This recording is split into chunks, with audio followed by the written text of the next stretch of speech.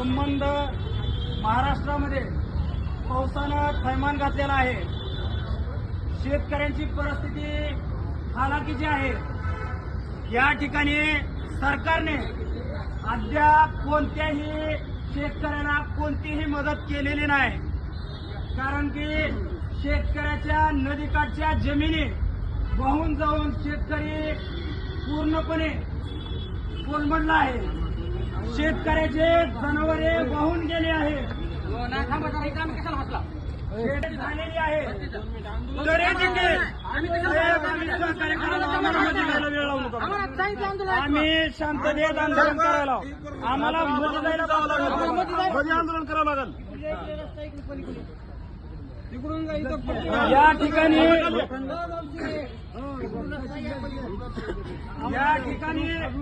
शेतकऱ्यांची नीती घरांची पडझड या सरकारनं केली नाही। आमची मागणी एवढीच आहे, शेतकऱ्यांना एकरी 50,000 रुपयाची मदत या सरकारने करावी। शेतकऱ्यांचा पीक कर्ज जेवढं काही पीक कर्ज शेतकऱ्याचं आहे तेवढं माफ झालं पाहिजे।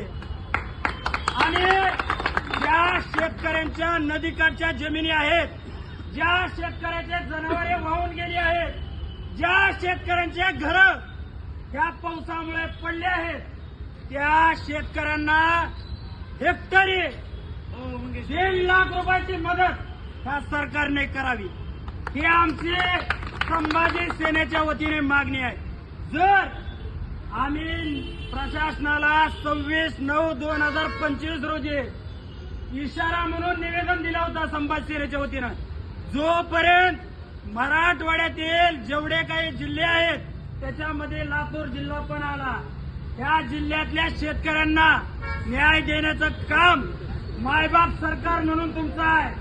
तुम्ही आमची मागणी मान्य करून आमच्या शेतकऱ्यांना मदत करावी, आशयाचं निवेदन 26 तारखेला देऊन तहसीलदार साहेबांच्या मार्फत प्रशासनाला आम्ही कळवलं होतं, पण प्रशासनानं देखील पाठपुरावाला कमी करायला वेळ आणला। त्यामुळं आम्हाला आज रोजी शेतकऱ्यांच्या न्याय हक्कासाठी आम्हाला तीव्र निदर्शनाला बसावं लागलंय। आमचं एवढंच म्हणणं आहे, शेतकऱ्यांना न्याय जोपर्यंत मिळत नाही तोपर्यंत संभाजी सेना स्वस्थ बसणार नाही।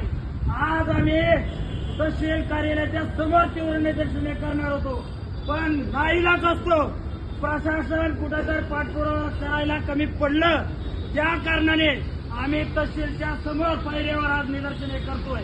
जर येणाऱ्या 8 दिवसामध्ये शेतकऱ्यांना जर मदत नाही मिळाली, आम्ही शेतकऱ्यांचे पोर आहेत, जर 8 दिवसामध्ये जर मदत नाही मिळाली तर कलेक्टर साहेबांच्या कॅबिनमध्ये गोंधळ घालून खळखटाक आंदोलन केल्याशिवाय संभाजी सेना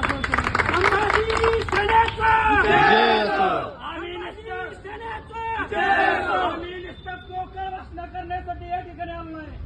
आम्ही आज दारामध्ये तीव्र निदर्शने करतोय। 8 दिवसामध्ये जर शेतकरी मायबापाला जर न्याय नाही मिळाला तर कलेक्टर ऑफिसचं काय होईल, संभाजी सेना केल्याशिवाय स्वस्थ बसणार नाही, एवढा बोलतो। आणि आमची प्रशासनाला एकच विनंती आहे, आम्ही 26 तारखेला निवेदन दिलं होतं, पण तरी देखील तुम्ही पाठपुरावा करायला, सरकारकडे पाठपुरावा करायला कुठंतरी कमी पडला। आमचं एकच म्हणणं आहे, बिंबीच्या देठापासून आमचा जीव जळतोय, कारण की ह्या लातूर जिल्ह्यामध्ये शेतकऱ्यांचं नुकसान काय आहे आम्ही ग्राउंड लेवलला बघतोय। शेतकऱ्याचे जनावर मेलेले आहेत, घरं मोडलेली आहेत, काही जण मेलेले आहेत, त्यांच्या दुःखामध्ये आम्ही सुद्धा सहभागी आहोत, पण कुठंतरी सरकारला जाण राहिली पाहिजे। ह्या मायमाऊली, ह्या शेतकरी, ह्या लोकांनीच तुम्हाला खुर्चीवर सत्तेवर बसवलाय, ह्याच लोकांमुळे तुम्ही निवडून आलाय, पण ह्या लोकांना विसरलात तर तुम्हाला भुईसपाट केल्याशिवाय आम्ही स्वस्थ बसणार नाही। एवढा बोलून माझे दोन शब्द संपवतो। जय हिंद, जय महाराष्ट्र। आता प्रशासनानं या ठिकाणी निवेदन घ्यायला यावं एवढी विनंती करतो, तोपर्यंत आमचं आंदोलन संपणार नाही। छत्रपती शिवाजी महाराज जय भवानी, जय शिवाजी, जय भवानी, जय शिवाजी, जय जय जय जय शेतकऱ्याला न्याय द्या, अन्याय द्या, न्याय द्या, शेतकऱ्याला न्याय द्या। केल्याशिवाय राहत नाही. कोण मतदान देत नाही. केल्याशिवाय राहत नाही. जय भवानी, जय शिवाजी. न्याय द्या, न्याय द्या, शेतकऱ्याला न्याय द्या. न्याय द्या, न्याय द्या, शेतकऱ्याला न्याय द्या. संभाजी सेनेचा जय हो.